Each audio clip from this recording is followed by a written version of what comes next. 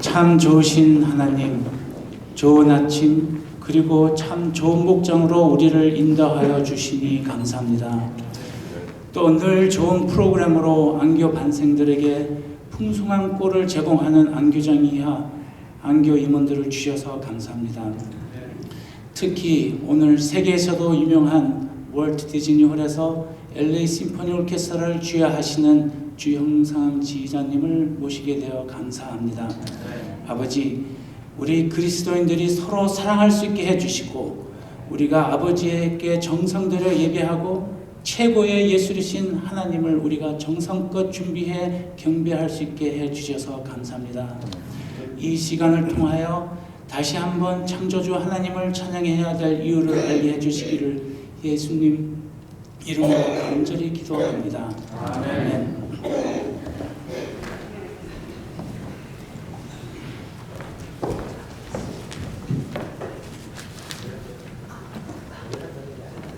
안녕하세요. 교회가 텅 빈 것 같지만 중요하신 분들은 다 오신 것 같습니다.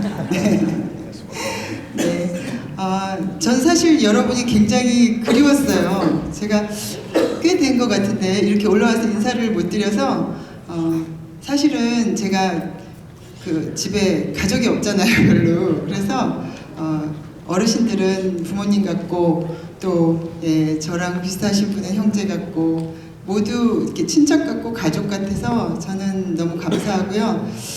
제가 사실은 여러분들에게서 사랑을 많이 받고 있는 것을 고백할 수밖에 없습니다.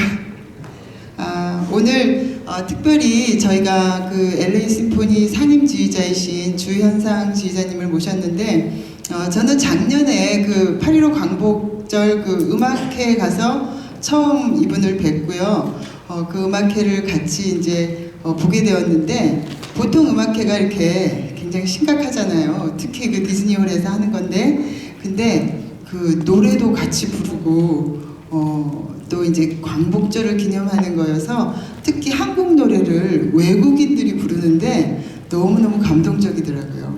그래서 아마 올해도 그런 걸 하지 않으실까 기대를 하면서 오늘 초대를 하게 되었고요. 이분은 한국에서 계속 음악을 하시다가 줄리아드에서 또 석사하시고 또 뉴욕에서 이 캘리포니아로 오셔서 스스로 창단을 하셨다 그래요. 그래서 우리 홍 장로님하고 또 그 총영사님하고 모두들 지지하시고 굉장히 이렇게 성원하시는 그런 지휘자분이신 것 같습니다.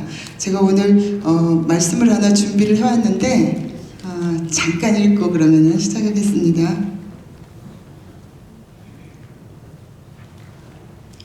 제목은 일은 형벌인가? 이거입니다. 아담과 하와 그리고 가인에게 일이란 결코 형벌이나 고통일 수 없었습니다. 그들에게 일이란 하나님 아버지의 거룩함에 참여케 하는 하나님의 은총이요 사랑의 손길이었습니다. 그렇기에 신앙과 일이 따로 구별될 수 없었습니다. 그들의 신앙이 그들의 일을 통해 구체화될 수 있었고 그들의 일은 그들의 신앙을 통해 거룩한 예배로 승화되었습니다.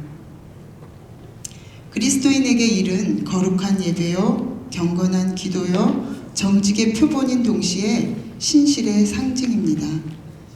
제가 지금 일을 하면서 안식일 순서를 맡으면서 항상 직장에 가서는 교과책을 펴놓고 있고 또 교회 와서는 은행 일을 이야기하고 제게는 이 두 일이 둘 다 쉽지 않아요. 그런데 그 모든 곳에서 하나님이 함께 한다는 것을 느끼게 되는데요. 제가 은행에서 행동을 잘할 때 많은 분들이 저를 통해서 하나님을 보시더라고요. 그리고 제가 교회에 나와서 여러분께 열심히 헌신할 때 저 사람이 본인의 성업과 모든 일에 최선을 다하는구나 이렇게 인정해 주시는 것 같아요. 여러분에게 일이 형벌과 짜증나는 것이 아니라 하나님이 늘 함께 하시는 귀한 일이시기를 간절히 바랍니다. 오늘 우리 주현상님 지휘자님 모시고 이야기 들어보도록 하겠습니다.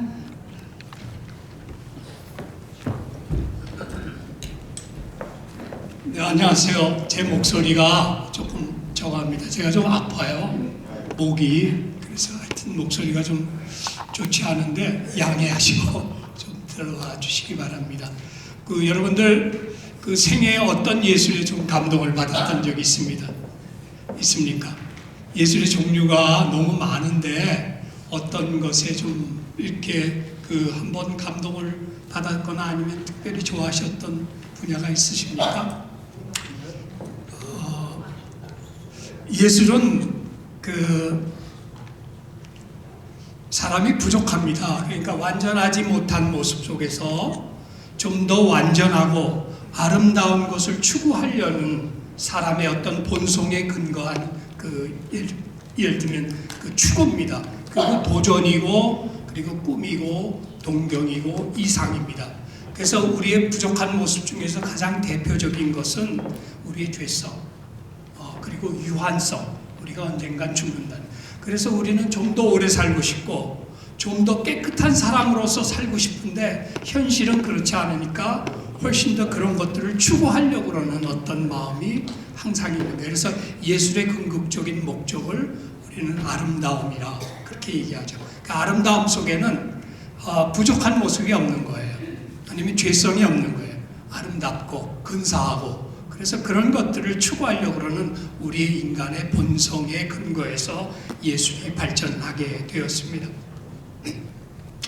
그래서 궁극적으로 우리가 왜 살아야지 되는가, 그리고 우리가 어떻게 살 건가, 그리고 우리는 무엇을 하며 어떤 것을 추구하면서 살 건가 하는 어떤 궁극적인 목적을 우리는 잘 모르지만 예술 속에서 그것을 명료하게 제시하면서 길을 열어주고 있는 것입니다.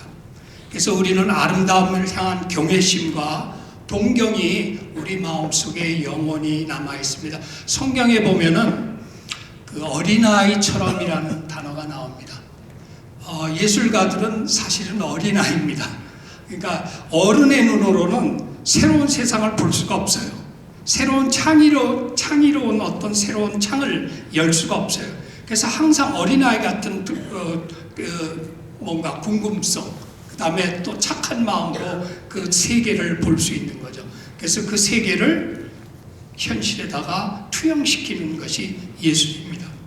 그래서 그런 것들을, 그런 어떤 인간의 유한하고 그 다음에 죄성, 이런 완전함을 추구하는 것들을 형태화시킨 것, 그러니까 구체화시킨 것, 그것이 이제 예술입니다. 그래서 예술의 종류에서는 형이상학, 형이하학 두 가지에 있죠. 무형과 유형의 예술이 있습니다. 한국에 가면은 무형문화재, 유형문화재 있죠. 그래서 그것이 유형과 무형으로 나타납니다. 우리가 알고 있는 어떤 건축이나 아니면 볼 수 있는 것을 우리가 유형 예술이라고 얘기하죠. 그렇지만 우리가 볼 수 없는 것들, 그러니까 음악이나 이런 것들은 무형에 가까운 예술입니다. 그래서 이런 우리의 완전성을 향한 어떤 그런 경이나 동경심이 항상 죄성과 대립해 나가는 양면성을 가지고 있습니다. 이런 면에서 종교와 예술은 방향성이 같다. 그러니까 방향성이. 그래서 예술은 아름다움을 가려고 하고 기독교에서는 죄와 대립하는, 싸우는 그런 어떤 방향성을, 같은 방향성을 제시하고 있습니다. 예술이 발전하게 된 어떤 궁극적인 것들은 원인을 찾기는 굉장히 어렵지만 두 가지로 요약할 수 있습니다. 첫 번째로는 우리가 제사, 그러니까 예배에서 볼 수 있습니다. 언제서부터 어떻게 예배가 시작됐는지 모르지만 그 안에 예술이 존재했습니다. 첫 번째로 지금 조금 전에 찬양하신 장로님들하고 집사님 네 분이 찬양하신 그것이, 그러니까 구약시대에도 있었다는 거죠. 그래서 그런 것들이 예술을 발전시키는 하나의 예배의 도구로서 발전시켜 나가는 어떤 동기가 됐으리라고 저희가 추측합니다. 그리고 교회에는 찬양과 더불어서 메시지가 있어서 그 안에 문학적인 것들이 또 발전해 나갈 수 있는 근거가 됐고, 또 하나는 교회가 갖고 있는 가장 또 다른 측면 중에 하나는 미술입니다. 그래서 서양에 가면은 그 예배의 모습들이 예술 작품이죠. 그러니까 하나님의 이미지를 예술로 만들어내간 거죠. 그래서 잘 모르지만 그 뾰족하다든가 아니면 십자가라든가 이런 걸 통해서 하나님의 이미지를 그 건축해서 형상화시키는 어떤 작업들을 옛날에 예술가들이 많이 했습니다. 그 다음에 두 번째로는 그리스의 히랍 비극을 우리가 찾아볼 수 있습니다. 히랍에, 그러니까 기원전에 히랍이라는 나라가 있었는데 그 안에 히랍 비극이라는 장르가 있었습니다. 그 히랍 비극에 우리가 대표적으로 알 수 있는 게 그 뭐 지금 남아있지만 안티고네, 그 다음에 웨이디푸스 왕, 이런 것들이 지금까지도 남아있습니다. 참 놀랍죠? 그 2000년, 3000년 전의 그 작품들이 아직도 인류에게 전달될 수 있다는 것. 그런데 그 BC 4세기 전에 아리스토텔레스라는 사람이 있었습니다. 그 사람의 저서 중에서 시학이라는 저서 중에서 그 아리스토텔레스가 예술의 정의를 말했습니다. 그 예술의 정의가, 이 사람은 그 카타르시스라는 용어를 통해서 예술을 정의했습니다. 카타르시스라는 말은 원래 예술 용어, 그러니까 종교 용어나 예술 용어가 아니라 의학 용어였습니다. 의학 용어 중에 하나, 우리 인체 내에 유해한 것들, 그러니까 불필요한 것들을 체외로 배설한다라는 배설의 의미를 갖고 있습니다. 그래서 우리의 그 유해한 것들을 씻어주는 역할, 그래서 번역하자면은 배설이라는 용어로, 의학적인 용어로 번역할 수 있습니다. 그 다음에 정신적인 용어로는 정화라는, 그러니까 우리 안에 정신적으로 불균형한 것들을 예술이 씻어준다는 거죠. 그래서 정화시켜준다. 그래서 이 카타르시스가, 예술이 우리에게 그런 작용을 한다는 거죠. 그래서 그렇게 작용했을 적에 인간 안에 어떤 그 화학적인 반응이 일어나냐 하면, 제가 아까 맨 처음에 여러분들에게 질문했듯이 예술을 통해서 감동을 받은 적이 있으시냐고 제가 한번 여쭤봤죠. 그래서 어떨 때는 감동으로서 우리에게 다가오고, 때때로 눈물도 흘리고, 때때로 어떤 그 기쁨도 느끼고, 또 어떨 적에는 환희를 경험할 수도 있고, 그 다음에 감동의 어떤 가슴을 가질 수도 있습니다. 이러한 것들을 우리는 카타르시스라고 얘기합니다. 다른 말로, 종교적인 용어로 말하면, 여러분들이 교회 와서 성령의 은혜로 은혜 받았을 적에 여러분들 안에 눈물을 흘려서 은혜 받을 수 있다면 여러분 마음속에 어떤 마음이 되겠습니까? 굉장히 깨끗해지고, 그 다음에 착해지고, 그 다음에 또 하나는 정결해지는 어떤 그런 마음을 가질 수 있습니다. 그런 용어로 종교에서는 카타르시스 대신에 purification, 그러니까 깨끗해지다라는 용어를 씁니다. 그런 의미에서 예술과 종교는 방향성이 같다. 그러니까 우리의 죄성과 대항하려고, 아름답지 않은 것을 예를 들면 물리치려고 하고, 그 다음에 부조화스러운 것들을 반대하는, 저항하는 그런 힘을 갖고 있다라고 얘기할 수 있습니다. 제가 시간이 없어서 좀 말을 빨리 하는데, 그 다음에 예술을 이해하기 위해서는 유럽의 역사를 조금 볼 필요가 있습니다. 유럽의 역사는 제가 아까 좀 전에 말씀드렸듯이 히랍의 역사입니다. 히랍의 역사가 끝나고, 그 다음에 그 서기가 시작됩니다. 예수님의 탄생하고, 그래서 로마 시대가 있습니다. 로마 시대 때 예수님이 거기서 박해를 받으셨죠. 그래서 로마가 멸망할 때까지가 한 450년 정도가 됩니다.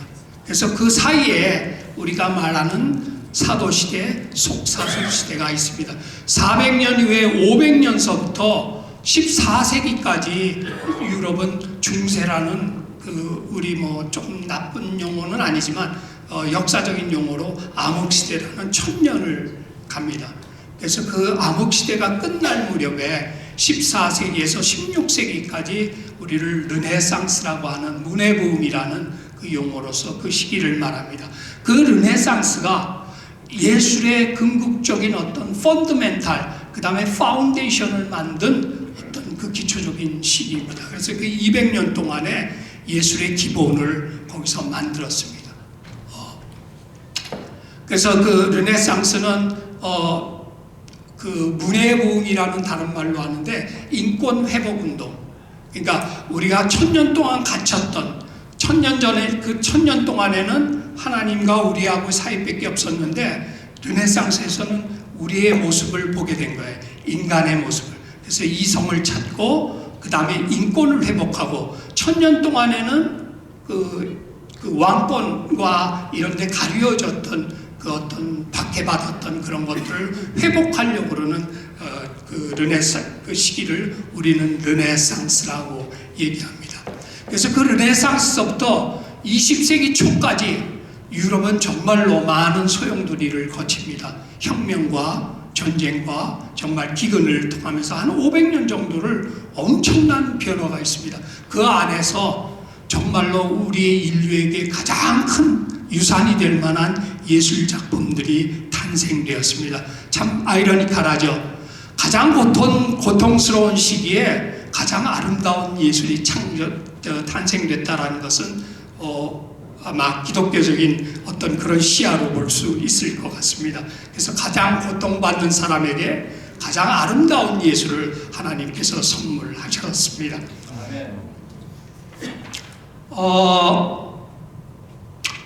그 예술이 한 또 하나의 역할 중에 있으면 그러한 무지한 민중들을 선두에 서서 그 사람들을 이끌어 나가면서 바른 길로서 그리고 아름다운 길로서 선동해 나가는 그런 일들을 했습니다. 그래서 르네상스나 그 고전주의나 로맨틱 피리어드의 음악가들은 다 민족주의적인, 그러니까 예를 들면은 나라를 위해서 싸운다든가 이런 것들과 많이 연관되어 있습니다.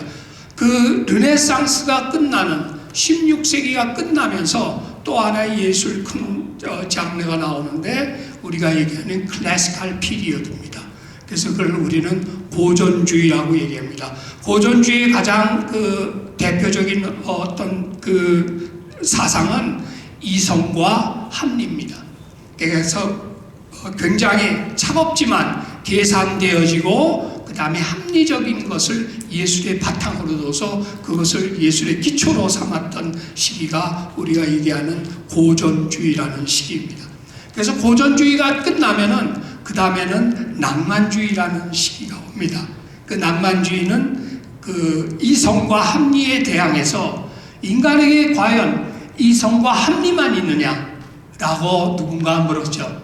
아니다. 우리에게는 감성과 감정이 있다. 라고 해서 또 다른 어떤 장르의 새로운 뮤직을 만들었는데 그것을 우리는 낭만주의라고 얘기합니다. 그래서 그 고전주의와 낭만주의는 음악이라는 것이 거기서 그렇게 조금 다른 색깔로서 표현됐지만 두 가지의 공통된 것은 왕권과 그 다음에 민중과 이런 것을 선동해 나갔고 바른 길로 나가려고 그러는 그런 어떤 메시지가 아주 강했습니다. 그래서 그때 로맨틱 피리어드나 클래시컬 피리어드의 오페라나 이런 것들을 보면 거의 다는 아니지만 80% 이상이 귀족들이나 이런 사람들을 손가락질하고 예를 들면 바람피고 이런 것들을 질책하는 그런 가사들이 오페라 가사에 그래서 너무 많이 나옵니다. 로맨틱 피리어드와 클래시컬 피리어드의 대표적인 예술가들을 몇 명 소개하겠습니다. 여러분들은 어떤 예술가를 기억하고 계십니까? 음악가로서는 이 인류의 어떤 음악가가 가장 위대하다고 생각하십니까? 아니면은 문호로는 어떤 문호가 가장 위대하다고 생각하셨습니까?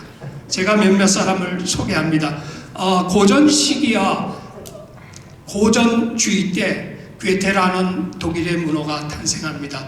아마 여러분들 읽으셨던 책들이 많이 있을 겁니다. 대표적인 책이 파우스트가 있고요. 그 다음에 또 젊은 베르테의 슬픔 이런 것들을 썼습니다.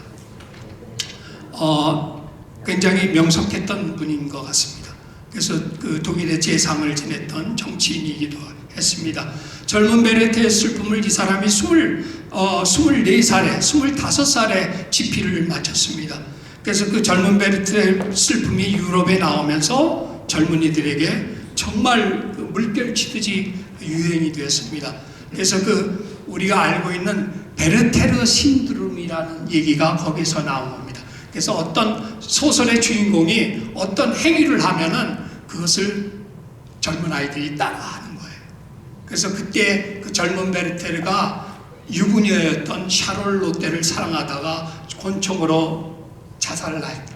그래서 그때 젊은 아이들이 주인공의 노란 장화를 신고 뭐 주홍색 조끼를 입고 이랬던 주인공을 따라하면서 권총 자살한 모방 자살이 굉장히 유행했다는 기록이 남아 있습니다.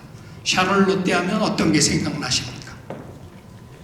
한국에 그 134층인가 135층의 롯데가 생겨났습니다. 그 롯데 빌딩의 그 회장님이 신격호 회장님인데 그분이 그 문학을 좋아했다라는 기록을 제가 봤습니다. 근데 그분이 괴테를 굉장히 좋아했다고 합니다. 그 롯데라는 이름이 샤를 롯데의 마지막에 롯데입니다. 예, 그래서 그 롯데라는 이름을 그때서부터 이분이 사에서 자기의 그 기업의 이름을 롯데라고 지었다고. 그래서 샤를 롯데라는 여자를 찾진 못했지만 135층이라는 어마어마한 빌딩을 자기 연인처럼 한국에 남기고 아직은 살아계시죠.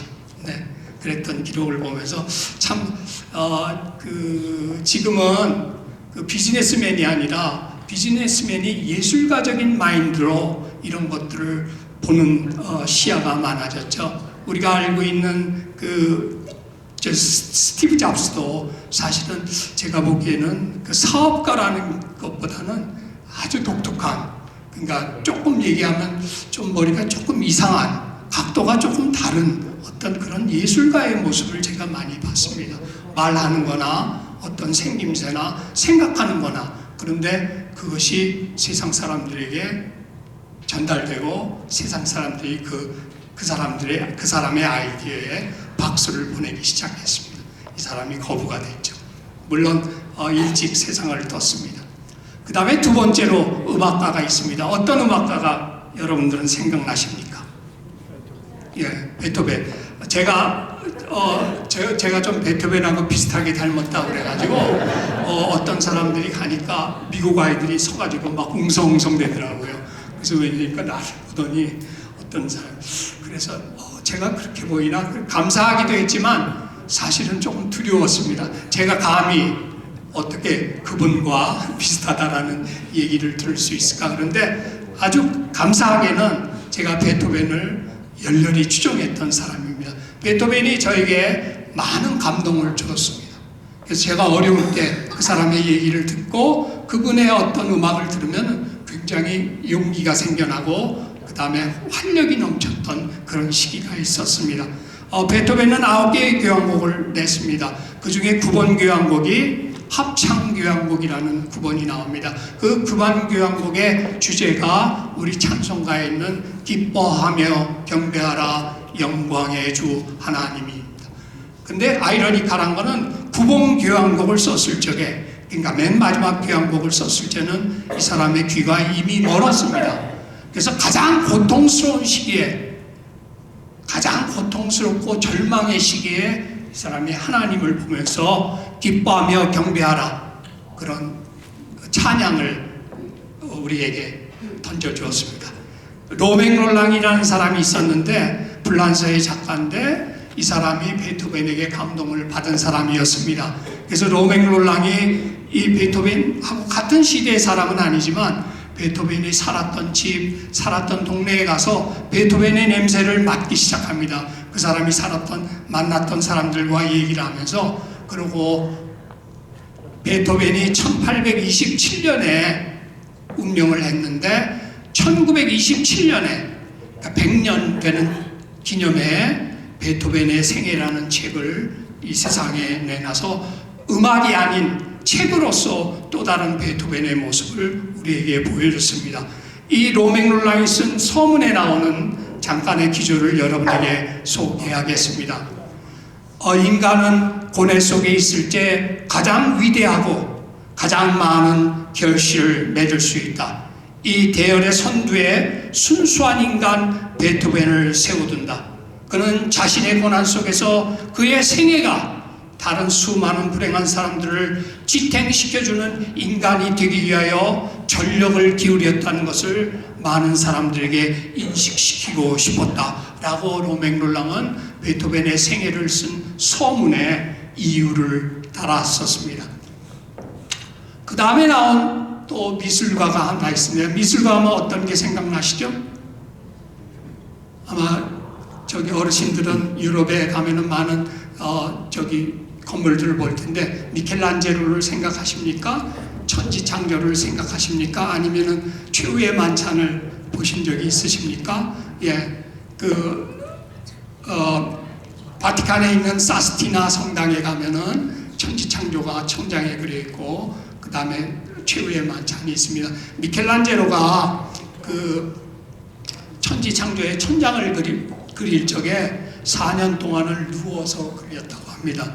그래서 그 물감이 눈에 떨어져서 눈병이 생기고 4년 동안 누워서 해서 관절이 생겼던 그러나 4년 동안을 천장을 그렸으며 얼마나 하나의 작품을 만들기 위해서 얼마나 많은 노력을 했습니까? 그 다음에 마지막에 나온 오페라의 유명한 작곡가예요. 오페라 하면 어떤 게 생각나십니까? 예, 베르디입니다. 예, 베르디의 가장 유명한 오페라가 어떤 거죠? 예, 라 트라비아타, 춘이라는 오페라입니다.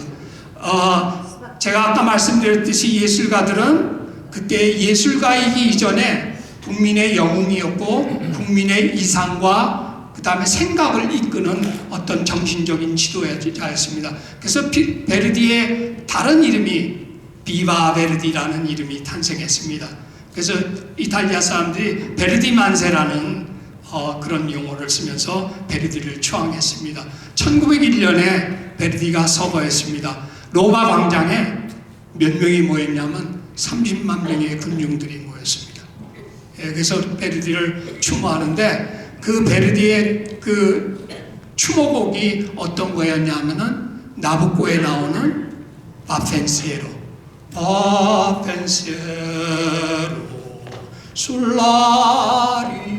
술라리도라. 그래서 이 오페라에 나오는 이 합창을 토스카니니라는 사람이 지휘해서 그 장례식이 마쳤는데 30만 명이라는. 그래서 그 바펜시에로 가사는 이렇습니다. 내 마음아 황금빛 날개로 언덕 위에 날아가 앉아라. 그리고 이제 그때 당시가 빼앗긴 나의 조국, 고통과 슬픔을 물리칠 때 주께서 우리에게 굳건한 믿음을 주시리, 굳건한 용기를 주시리 하는 가사입니다.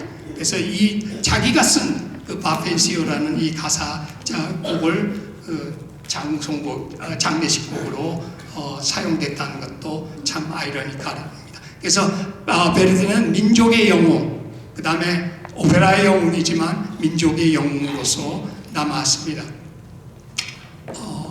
시간이 거의 다 됐죠? 제가 한 1, 2분만 더 얘기하겠습니다. 마지막으로 셰익스피어라는 사람이 있는데 셰익스피어는 그 마이클 샌들이 쓴 정의란 무엇인가라는 책에 보면은 예술을 이렇게 정의했습니다. 쾌락이라고 얘기했습니다. 근데 문제는 쾌락이 다 예술이 아니라 거기에 고급 쾌락이 있고 저급 쾌락이 있다는 것을 지적했습니다. 그래서 여기에 나오니까 두 가지의 어떤 에피소드를 지적했는데 하나는 셰익스피어를 지적했고 하나는 심슨 가족이라는 코미디 드라마를 신청했습니다. 근데 많은 젊은 애들에게 물어봤습니다. 어떤 걸 둘 중에 좋아하냐? 그럼 어떤 답이 나왔겠습니까?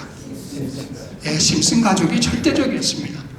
그런데 당신 자녀나 당신에게 유익한 것이 어떠냐고 또 두 번째 질문을 했어요. 어떤 답이 나왔겠습니까? 예, 셰익스피어입니다. 사람이 참 아이러니컬하죠. 자기가 보고 있는 것이 좋지 않음에도 불구하고 자기가 어떤 것이 좋다라는 건 인식하고 있었다라는 것. 근데 왜 섹스피어가 우리에게 유익한 고급 쾌락일까요? 거기에 마이클 샌들은 그 작품이 우리를 좀 더 인간적으로 만들 수 있다라고 기록했습니다.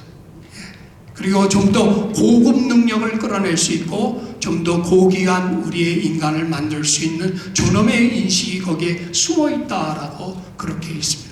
그래서 고급 쾌락. 그래서 여러분들이 앞으로 좀 더 고급 쾌락에 많이 관심을 가져줬으면 합니다. 그 리버사이드는 도산한 장호 선생님께서 살았던 쪽입니다. 아마 제가 기록해 보니까 그 오렌지 농장에서 일했다라는 기록이 있었습니다. 그래서 어떤 말로 말하면은 리버사이드는 캘리포니아의 그 독립의 성지 같은 어떤 특별한 지역입니다. 그래서 여러분들은 이곳에 살고 있다라는 그 도산한 장호 선생의 후예라는 어떤 자부심을 가져도 괜찮을 듯합니다. 또 이곳에는 여러분들이 교회에 존경하는 홍명기 장로라는 장로님이 계신데 도산한 장호의 정신을 이어서 또 그 일을 하시고 계십니다. 제가 볼 때 참 저는 여기 안 살고 있지만 너무나 자랑스럽고 뿌듯하다라는 생각이 듭니다. 그런 성지로서의 어떤 여기 리버사이드가 갖고 있는 어떤 그런 것들을 여러분들이 계속 계승해 나가기를 바랍니다. 솔라 스크립트라, 솔로스 크리스투스, 솔라 그라티시, 그라티아, 솔라 피데, 솔리데우 글로리아. 무슨 말이십니까? 오직 성령, 오직 그리스도, 오직 은혜, 오직 믿음, 오직 주의 영광.